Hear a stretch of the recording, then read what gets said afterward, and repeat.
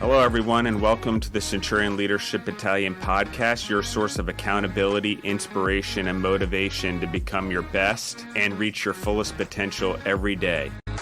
Our motto, it's simple: to use our determination to crush our everyday leadership tasks so that we dominate in our delivery of services and products to our clients and achieve victory in personal growth, profitability, and creating environments for those around us to prosper.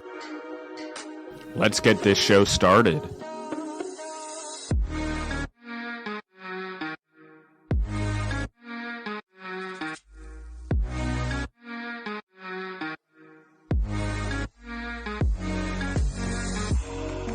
Hello and welcome back to the Centurion Leadership Battalion podcast. I am your host, Elena, and we're back for part 2 of our Q&A episode regarding why relationships with animals are important to leadership. So we're excited that you are back and listening to this episode. Please be sure to leave us a review and a rating on whatever app you choose to listen into our podcast, and we can get started. Welcome back, Justin. Hey, thanks to everyone. Thank you, everyone, for listening in. Pay up. Share the podcast, give us a review. We can, I see some of the reviews coming in through some of the other channels, but we could use some more on Apple for sure. So anyone who listens on iTunes, please give us a review. I hope you're generating value, or we're generating value for you guys in your life, and it's helping you generate value in your own life. And I've been thinking about this a lot, Elena, especially as we're getting more into this and I'm getting more comfortable. And I've done some lectures at Georgia College as some guest lecturers now for a couple different classes. And so there's some things, I'm really thinking about what is the value that we're trying to drive out of this podcast and the value we're trying to give everyone so they think that there's value we're sharing. And I know it's for free. So for the value for you and I is just, I think, narrowing in our leadership skills and being more comfortable in gaining experience within the leadership world. I think that's obviously our upside. But I think one of the important things as we get into this and we get into topics like the topic today or the last topic, which is the animals, which I think everyone's going to be, we can get into it. I'll let you ask the question first. But the point of these are to open up your mind. It's not necessarily the way Justin Bizzarro did things. This is just the skills that I've learned over 41 years of living on a farm and then being an entrepreneur and starting and growing Food Service Partners with my father and his, some business partners over the last 23 years, amongst other things, other entrepreneurial endeavors, businesses I've opened and closed or bought and sold. I've done all of those things. So that's where I'm sort of getting the leadership skills to do this. But through all of it and all my experiences, no matter where it was in the world and where it was in my life or what I've done, the most essential skill, I think, is leading yourself. And then I think it's being able to lead others so that you can make a difference in the world. And we as businesses and particularly as entrepreneurs, we focus so much on making money sometimes and doing things. I often think that we could have such a greater purpose and make such a greater difference if we actually led beyond just our businesses or led beyond just our families. And so I think that there's a lot of leadership podcasts out there, how to be great leaders and how to do things like that. But with this one, where we're trying to do is, and what we do at Food Service Partners is challenge the belief system and challenge the human potential by uncapping things, by getting you to think differently. Just because it is doesn't mean it has to be. And just because leadership did it this way in the past, or great leaders are modeled this way now, or were modeled that way in the past, doesn't mean that the leaders of the future are going to be weighed the same way. And so that's what we're measuring here. That's what we're trying to discuss. And that's what we're trying to discover. And the more we listen in on this podcast and the more we get into this, the more the subject matter is going to start to narrow down as we become better with it. And we bring on more experts for some of the things like exposure through leadership. Or leadership through exposure. I always get it. I can't remember which direction it goes since it's new. But that's the whole thing, is how much value can we give you guys, and how much value can you turn around and generate for yourselves and for your communities and for the world. And I think ultimately, I think we're probably 40 episodes in at this point in recording. I'm not sure, but I can't keep track. But the point being is, it's more or less now about how do we get as much value out there to you guys on a regular basis, so you guys can keep growing as fast as possible in an expedited route, where you're also getting content where you can go apply to your life, whether it's your family, your community, your job, your school, the team you play for, wherever it is. And so that's what this is meant to be. And when we talk about the subject matter of animals, I know the last podcast was probably a little bit hard for people to swallow, since traditionally we're used to different things. But what it's meant to do is get you to think that it's not a simple solution, in that it's plant-based protein for all. And it's not as simple as, let's save all the animals. There has to be an equation that meets human consumption. And when we understand that human consumption is a big part of the world, and that humans are a very aggressive species, that's why we're the only ones of our kind left. Like Homo sapiens sapiens are here because we killed off all the others. Okay? To rise to the top, to gain what we have, to have houses, to have whatever, it means we have no competition. And it's not true in the whole world. You don't want to eliminate your competition, but we as humans did it in the world. Yet we still have fear of COVID, which could take us all out, aliens, which could be another species, so on and so forth. But on this planet, we have taken out all of our competitors, literally. But what it's left us with is a great responsibility over everything else on this planet, because as the highest being, we are probably the smartest, most aggressive, most intelligent.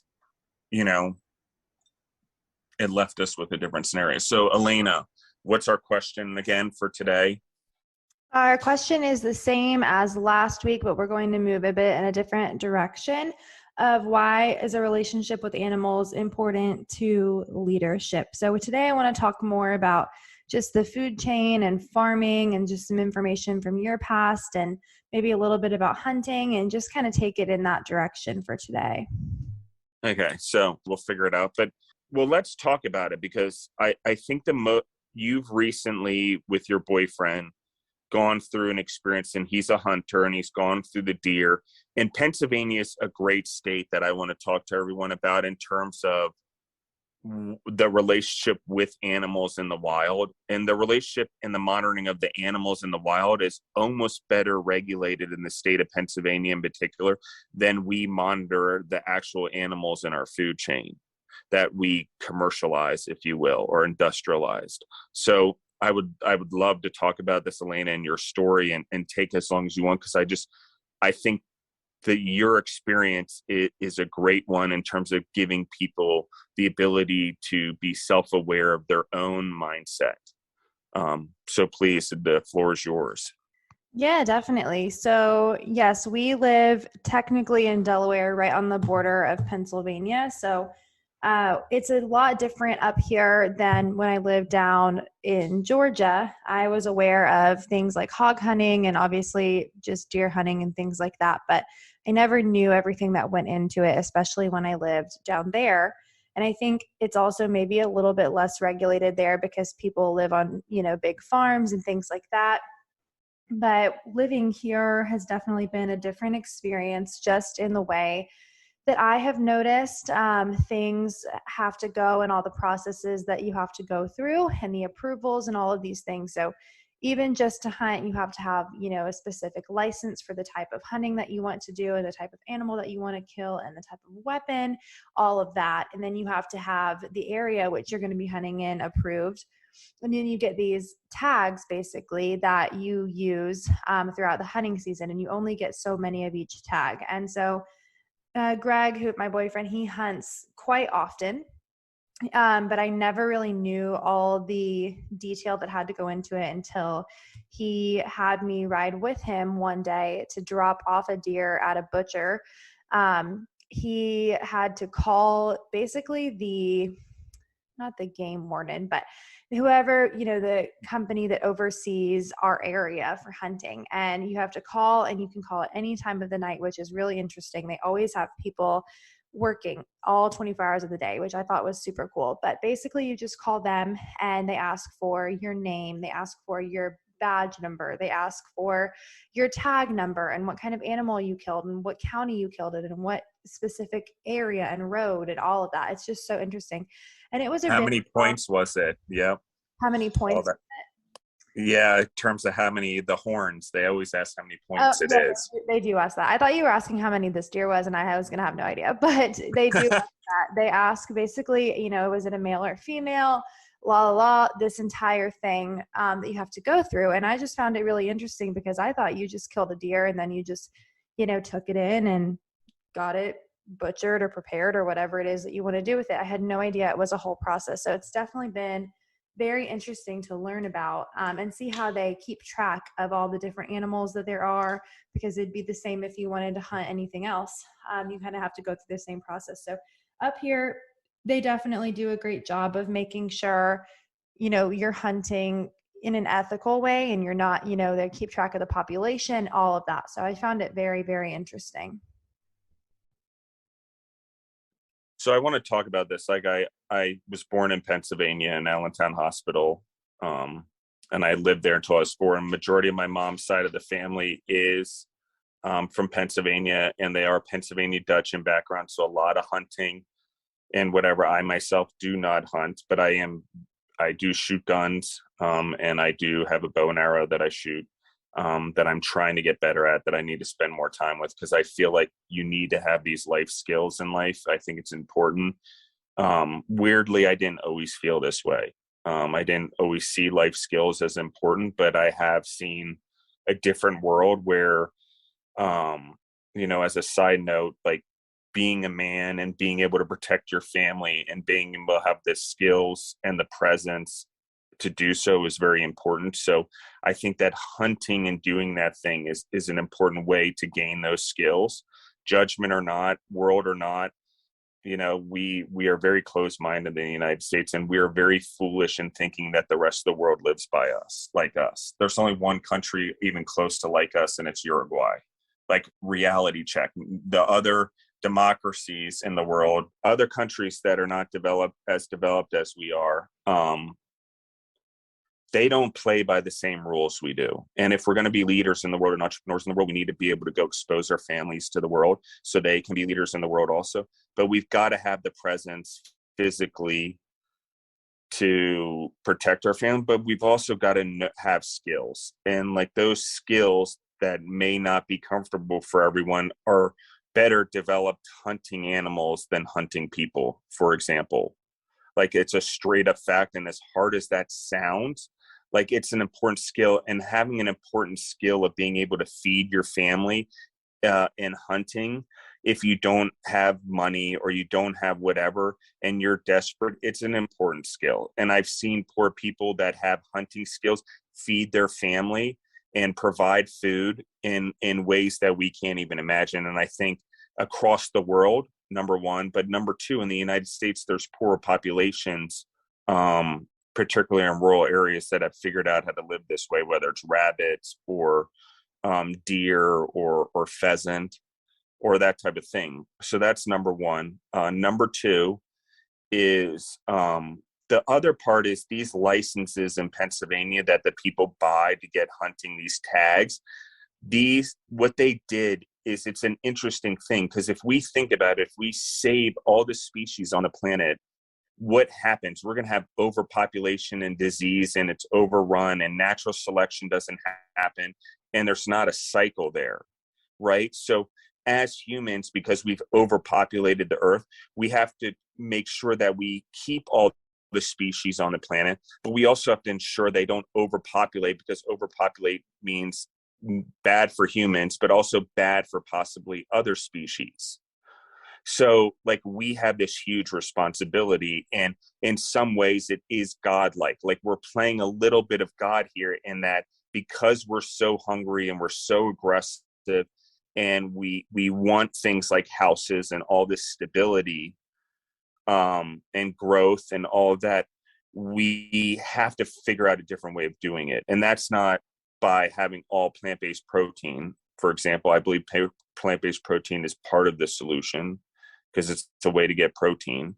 But I think the real solution is how do we integrate more with our animals in terms of food, in terms of pets, in terms of those type of things, and have more of an open mind about feeding the world population, saving the animals on the planet, and not letting them get overpopulated. And it's a big deal, and we have to have some hard conversations, and it's more, conviction and righteousness and doing the right thing than trying to save everything. Because if you try to save everything, you save nothing. And there always has to be sacrifice of some to save the lot. That's just part of the way it is. And in a Judeo-Christian world, like, we understand that that's what's in there. Like, it wasn't that it was, Jesus was not a pacifist. Like, that's a Buddhist.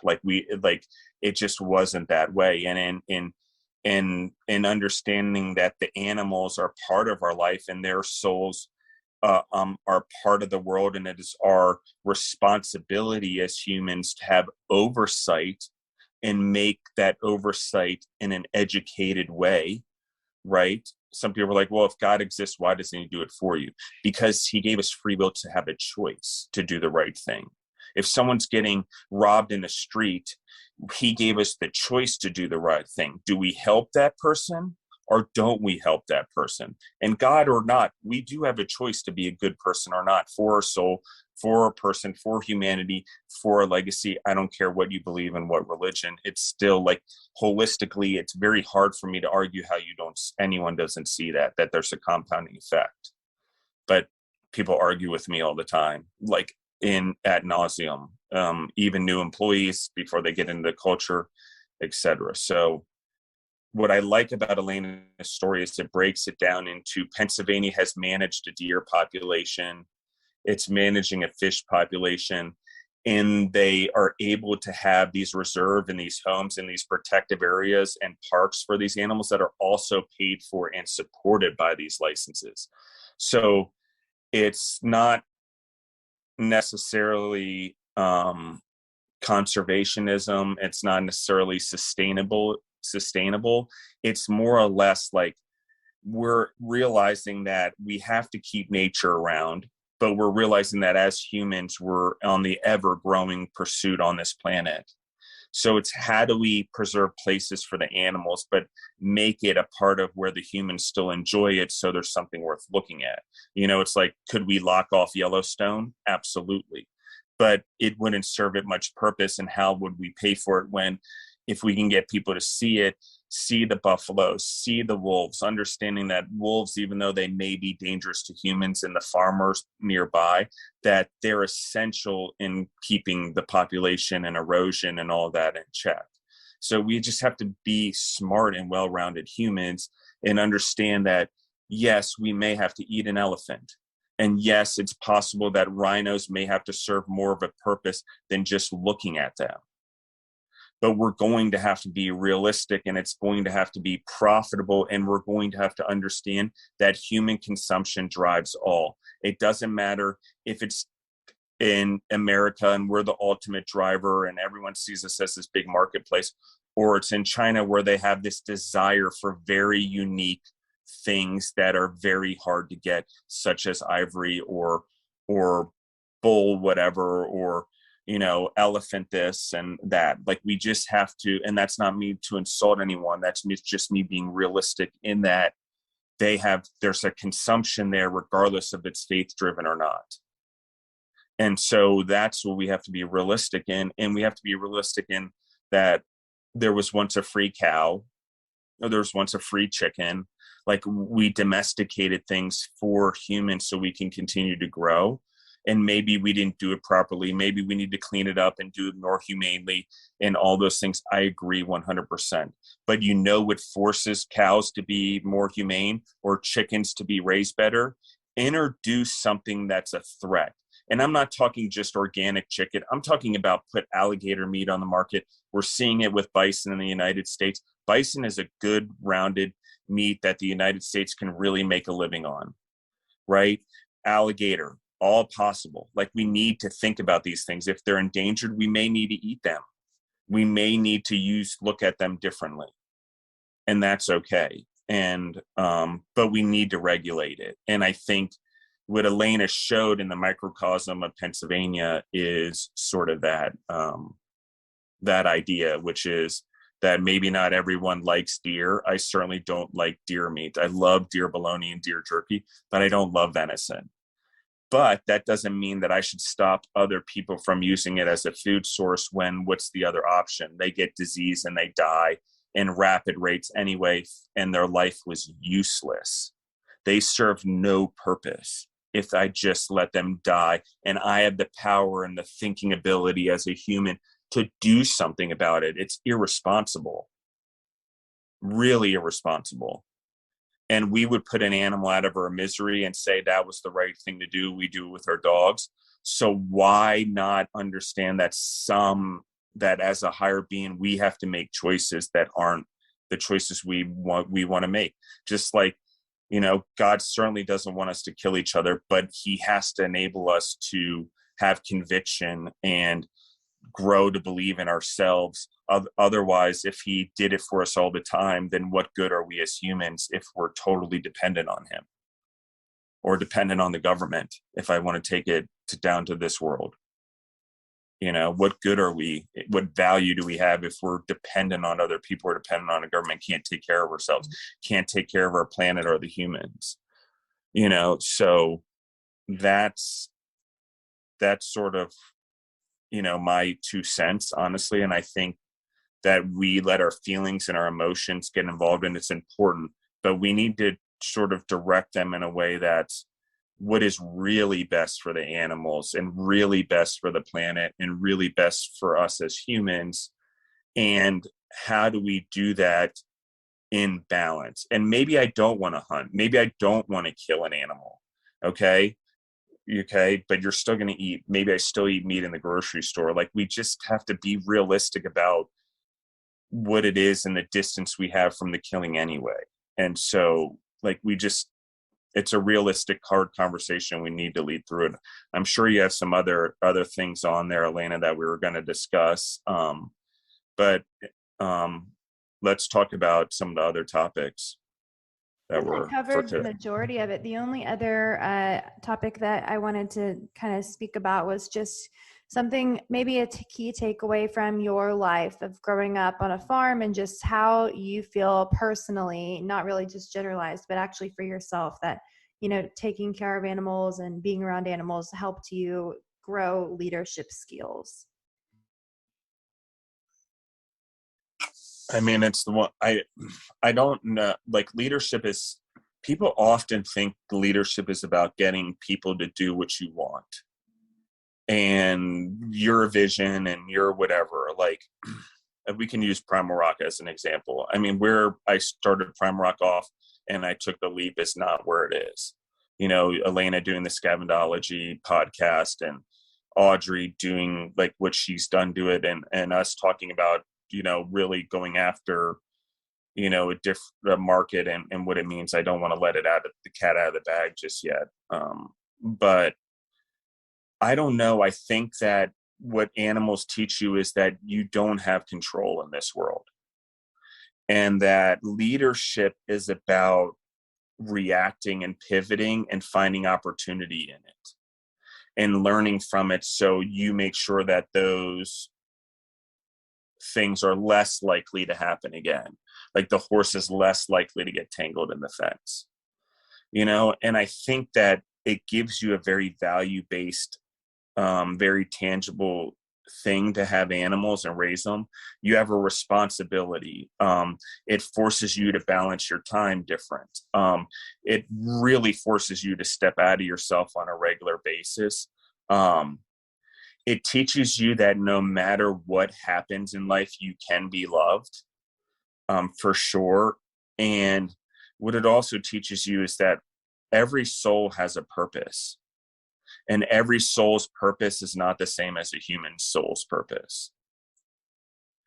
And so like, you just have to be really realistic about God or whatever science in this planet, however you want to look at it. It's a perfect orchestration of nature and humanity. And yes, maybe we killed off a bunch of species and killed off a bunch of other Homo sapiens, and all we have left is Homo sapiens sapiens.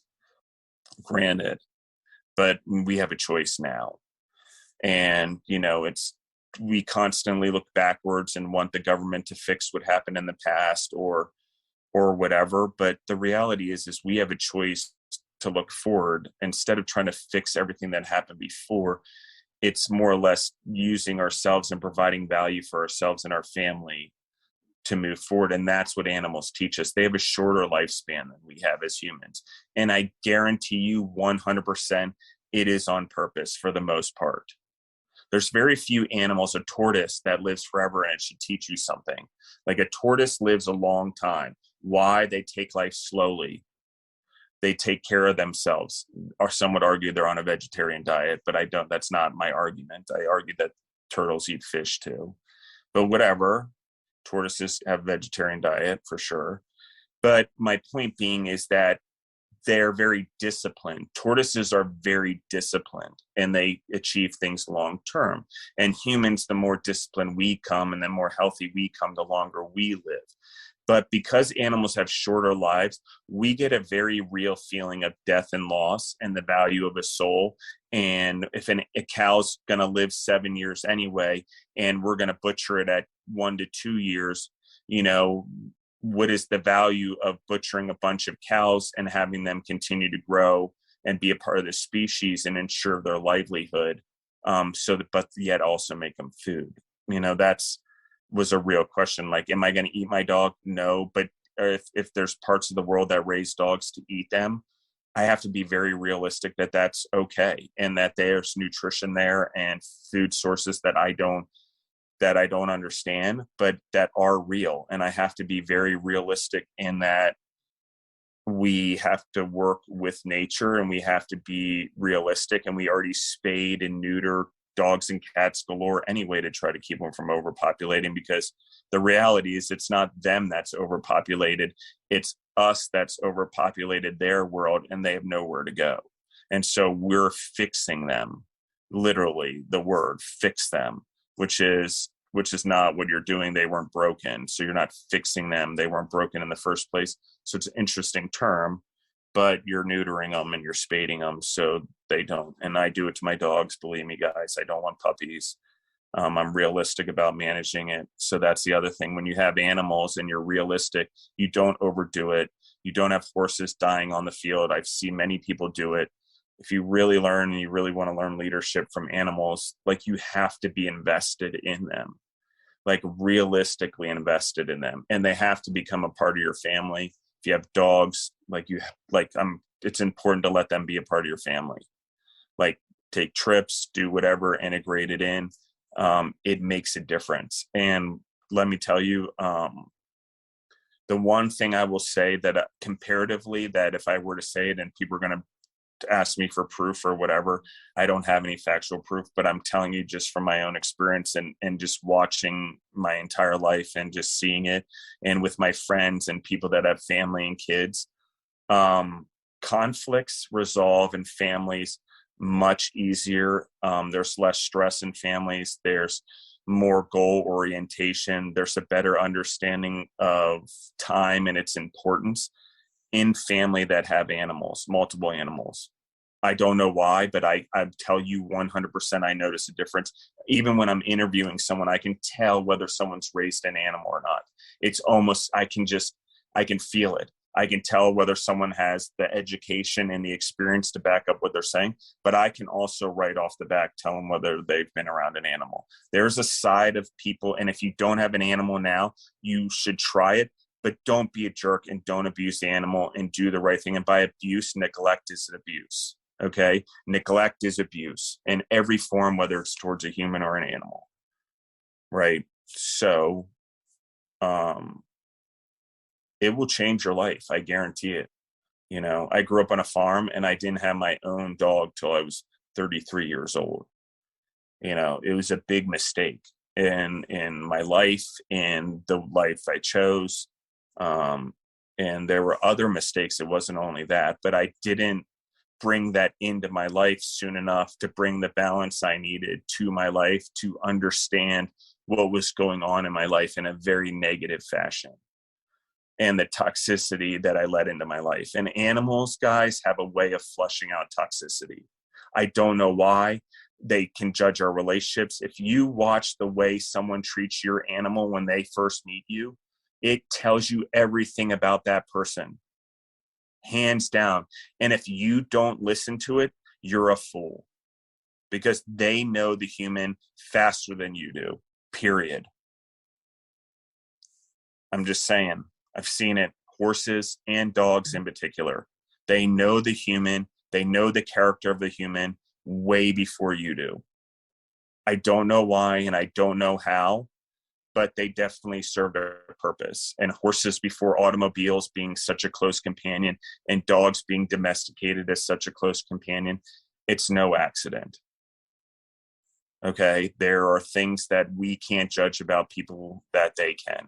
And so I am telling you right now, observe it more. And when you get a year down the road and you're like, I should have seen this coming, your fucking dog saw it day one. So I'm just saying. And really, it's an interesting thing, because we don't let animals into the workplace, and we don't let whatever. But now I take people to the farm. You want to work with me? You want to do whatever? How do you handle animals on the farm? What's your attitude towards them? How do you feel? Are you comfortable? Like, it tells a lot about how they're going to do business in this world, or how they're going to treat people, So like we've talked about, how do you treat something that's less intelligent as you, arguably, in some ways, tells you a lot about how you're going to treat a human, what your real intent is, or what your true character is. Because when you have no one to fight you back, it shows your true character, and it'll teach you a lot about yourself. Believe me, I am an impatient person. Like, walking the dog and waiting for them to poop and pee at the beginning was so hard for me. It reminded me of the farm, and I was like, I need to farm, and walking the horses and the amount of time always. And I didn't look at it always the right way. But then once I realized that it's teaching you something for you,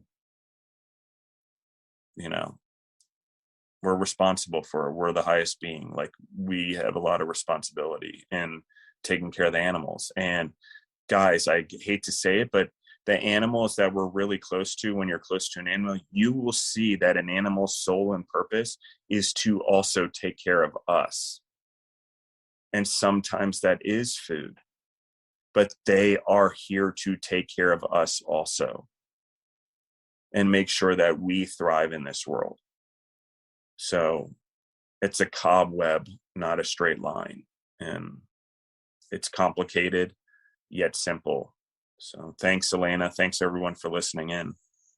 Thank you so much. I think all of that was really inspiring information, and something for people to take away and really think about, and really look at things through that lens of animals and how people work with animals and treat them. I think that's a really good test of someone's personality. So thank you for all of that information, and thank you everyone for joining us today, and we hope to see you back next time.